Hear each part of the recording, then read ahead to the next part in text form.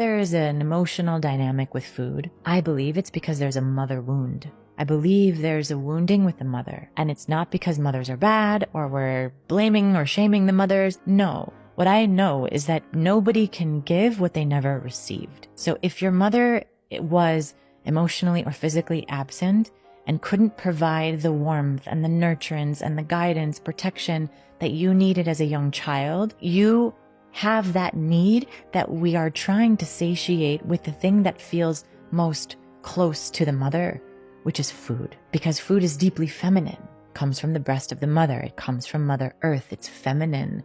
It also feels like we're being hugged from the inside when we eat in a way that's like we're seeking comfort. That's what we're doing. We're trying to self-soothe. We're trying to feel that yummy nurturance. Food is such a tricky one because, as we all know, it's something that we need in order to nourish our human body. But the ways in which we go about consuming food, such as emotional eating, is rooted much deeper in the psyche than I think most people realize. And that's exactly what this video is about. We're going to discuss all of the ways in which we use food to comfort and distract ourselves. Why is it that we spare no sympathy for people that are addicted to food, but when it comes to every other vice, whether it be alcoholics, whether it be drug addicts, whether it be gambling, we have so much sympathy to spare? Like, we have programs, we have helplines, we have therapy, but when it comes to food, pretty much nothing. You're just called a fatty, you're just called a porker, and that you just need to stop eating. I've been friends with formerly overweight people, and I've talked to almost 100 of them, and let me tell you, there is always a reason, and it is 100% an addiction, just like the other ones are. A lot of times, it is extremely valid. Like, let me tell you a story of one of my best friends. So he gained and lost 100 pounds, and I was trying to get to the bottom of it. I was like, how did you just gain 100 pounds at 14?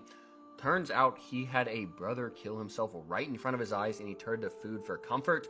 How could you ever blame someone for eating because of that? And this is just one example of many. I know a ton of people who have been like abused as kids that turn to food as like their comfort. No one just gets to 500 pounds because they like Oreos a little too much. They just, they just like dessert. They just have a sweet tooth. No, it doesn't happen. It's usually due to deep-seated trauma. So if we're gonna act like alcoholics and drug addicts just like went down the wrong path in life, can we share the same sympathy for overweight people? It's so interesting because food addiction is such a subtle one. As someone who is in recovery from alcohol addiction, I really resonate with this awareness around using a substance to satiate a feeling inside. And I think the common misconception that we have is that people with addictions are supposed to look a certain way. So me recovering from alcoholism, I was a functional alcoholic. I had really no outside symptoms of alcoholism outside of you visually seeing me in action when I'm drinking. And so I tie this into a food addiction. Not everyone who is addicted to food or uses food as a comfort or coping mechanism displays the signs and symptoms that you would naturally attach to someone who's got a food addiction, such as he described as someone who is 500 pounds or extremely overweight. There are so many people with a food addiction or people who just utilize food as a comfort mechanism that you'd never realize on the outside really struggle with eating or an eating disorder. So eating disorders don't always present in the way that we would imagine. And I think a lot of people are unconscious to the ways in which they utilize food to cope. And there are many different ways that we use food dysfunctionally, such as when we're eating because we're bored, when we're eating because we're stressed. It's called emotional eating, and it's so much more common than you'd realize. See, you're addicted. Something wrong with your philosophy, not mine. You're addicted. You're talking like an addict. You're supporting your addiction. Yeah. I do something in life. I've been eating this all my life. And I like it. Tastes because good. you were trained to eat it all your life. But I don't like apples that well. I mean, I don't want to eat it every day. But you would eat French fries every day. No, I don't like French fries that well either. I eat them every now and then, like I would an apple. But you wouldn't eat a hamburger every day either. You eat that I don't care that much. What do you eat natural every day? What do we eat? I don't know if it's natural, but I eat potatoes. Raw? Nope. I eat rice. I eat chicken. What kind of rice? Brown rice? Wild rice? I don't like brown rice. You don't like natural rice? I like white rice. You like rice that's been made in a factory? Yes. Yes. I eat wild rice sometimes, but I don't want it every day. I like that white French rice. fry has been bleached white. Yeah. You notice they never turn black at McDonald's? But Michael Jackson was bleached white. But the French fries don't sing. Let's keep on the French fries. That's been bleached white. Okay. Plus they spray sugar on it. I love sugar. That's why you're addicted to the French fries. Right. And they put sugar in the meat, and the sugar in the bread, and the sugar in the cheese. And that's what makes it good. If it was raw, it wouldn't be good, would it? No. This is really sad. It is. You're addicted to sugar. Yes, I am. You're a sugar drunkard. Yes. Don't you think you need to go and detox? No. No. Why don't you just try it? Let's just try it. I can't go a day without sugar. You can't go a day without No. sugar? Let's just try it.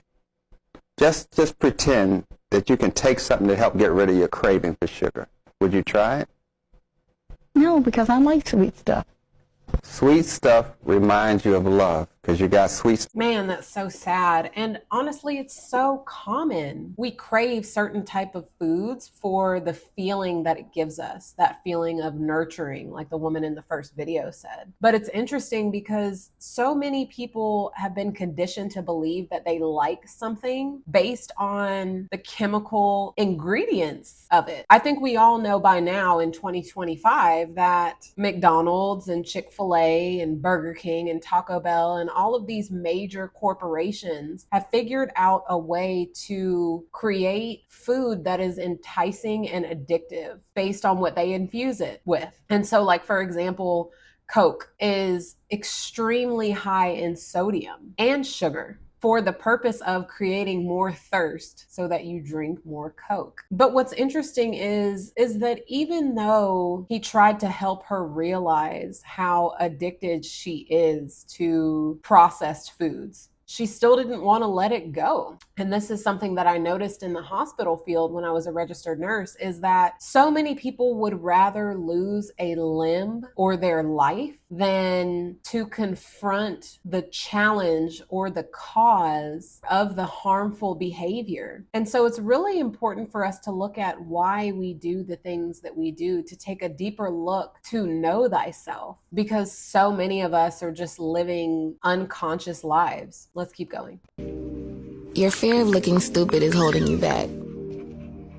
Your food craving says a lot about your spiritual and mental state. Sugar equals need more feminine energy. Salty equals your body is asking for a detox. Honey/milk equals the need to strengthen connection with mother, either with your own or cosmic. Crunchy food equals you're anxious and need to release stress/anger. Fats equals wounded ego or lack of self-acceptance. And it's honestly so interesting because we do get these cravings and tend to have no idea where they're coming from. And I think that when we begin to take a deeper look into, like this woman said, our spiritual and mental state, we find that we behave in very reactive ways based on what's happening inside because we don't actually know how to navigate our inner world. So we're always reaching for something externally to fill a void or to cope with something or to satiate something or to get rid of a feeling, to distract ourselves, to escape our reality. I mean, there's so many different ways in which we harm ourselves. And in that harm and unconscious state, we end up passing these same dysfunctions to our children and down through our bloodline. And I really go into more detail with dysfunction within households in my video, Dysfunction Within the Family Unit. So check that out if you haven't already. Let's keep going. Use the word addiction, and we have to truly stop using that word, because when you see how addiction works and you see how these things also connects with the dopamine receptors, or the opiate receptors, this is a choice, because it wouldn't connect with them if you would just stop putting it in your body, and it will be tricking your reward system.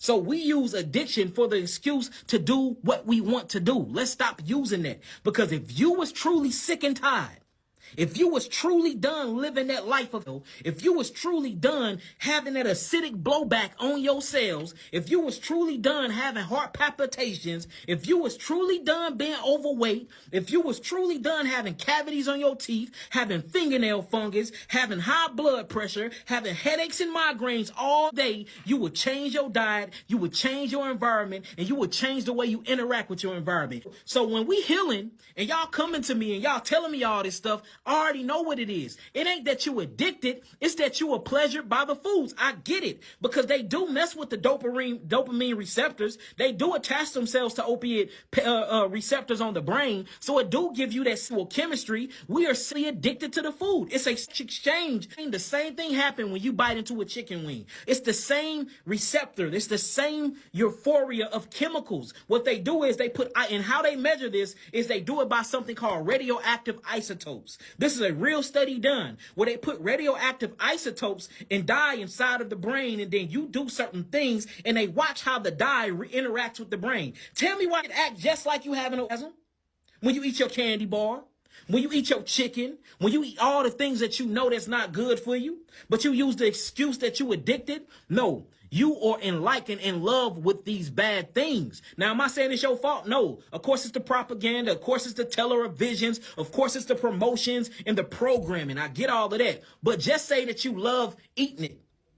And then that's the first step. I agree with a lot of his message, but there are certain points that I want to touch on. Yes, people like or love the food. We love to please our tongue, to please our taste buds. That's a given. But you know when something is addictive, when despite the harmful effects of it, you continue to do it. That is a telltale sign of addiction. So if you were truly done with all of these things because of the high blood pressure, the atherosclerosis, the heartburn, the headaches, someone who isn't addicted will have no problem creating a safer environment for themselves. But because it's so difficult for people to stop their harmful behaviors, I would 100% say that it's addiction. When you're willing to lose limbs and go on dialysis because of your uncontrolled diabetes, not because you're unwilling to take insulin, but because you're unwilling to change your eating habits, that is addiction. People who aren't addicted to things don't harm themselves. It's no problem changing their behavior once they see the effects of the harm they're doing. So you can both like and love food and simultaneously be addicted to it as well. And I'm only speaking from personal experience, from firsthand knowledge, not only being addicted to alcohol, but also having an unhealthy relationship with food. But ultimately, he's right. It is up to us. We are the controller of this vessel. And so we have to put the fork to the mouth in order to perpetuate these poor eating habits, in order to perpetuate our addiction. So the first step is to acknowledge that there's a problem, to shine the light of your consciousness and awareness on your issue, and also to ask for help. Holy Spirit is always here waiting for your acknowledgement. Let's keep going. What food addiction really is, as we say the word addiction, it's really intoxication. So it's a drug. It's toxins, it's garbage, it's waste that has been backed up in the system. So it is a very tough addiction to deal with. It's actually one of the most challenging of all, because what we're doing in reality, we are producing the drugs within. We're manufacturing the drugs, because any food that we consume that the body does not recognize as food that's fit for it, then it doesn't digest. It doesn't get processed adequately, so it just sits in the body and decay, it rots, and releases a lot of toxins. These toxins permeate the cells, and once we try to withdraw from it, then what happens is that since the body doesn't have to spend so much time digesting, elimination kicks in automatically. So the elimination is really the challenge. You know, the food comes back upstream, and as it comes upstream, then we're in a very uncomfortable position because our elimination organs are not moving them out or evacuating them as fast as they're being released from the tissues. So the body goes through this constant battle of trying to defend, trying to protect, a certain feeling, a certain energy field. So it keeps pushing the toxins back down. So it's really about coming to peace with food, coming to peace with your life, coming to peace with the body, and stop postponing the elimination confrontation. You got to face up to it. It's going to be headaches. It's going to be nausea. It may be vomiting. It may be fainting, but that's better than it getting to the point where it's arthritis, where it's cancer, or where it's a more serious warning signal. So it's about taking ownership and settle in and get ready to reverse the process. So moving on that level, then it's about liquids. We need to flush it out. So we need to keep it moving. So as long as we keep hydrated, then a lot of this is going to pass in a relatively short period of time. You don't have to be sick. It is not part of living. It's interesting because the body detoxes off of food in a similar way that it will detox off of another toxin, a drug, alcohol. It's extremely uncomfortable. I mean, you can even think of the slightest addiction to coffee or caffeine and eliminating that from your diet and the experience of fatigue and headaches. You see that our body self-regulates to whatever environment we create for it, even if it's to our detriment. And so I've heard of people fasting from processed foods and having these same reactions that he referred to, the vomiting, the fainting, and this deters people from going any further into the detox because of the uncomfortable feelings of the detox itself. But it's so important to recognize that the body wouldn't be experiencing these symptoms if there wasn't a problem. And so it's so important for us to let go of the need to be comfortable all of the time. This pain pleasure principle that exists where we seek pleasure and avoid pain at all costs does not serve us. We have to get comfortable with being uncomfortable, because if we don't, our behavior will lead to forced discomfort, such as losing limbs, dialysis, stroke, heart attack. I mean, the list goes on, because our bodies cannot sustain long-term the toxic environment that we force it into. So that's pretty much all I have for y'all today. Let me know in the comments what your experience has been with food or food addiction or using food as a coping mechanism. If you haven't already, go ahead and like, subscribe, and share this video with someone who needs it. Thanks for watching, and I'll see you in the next video.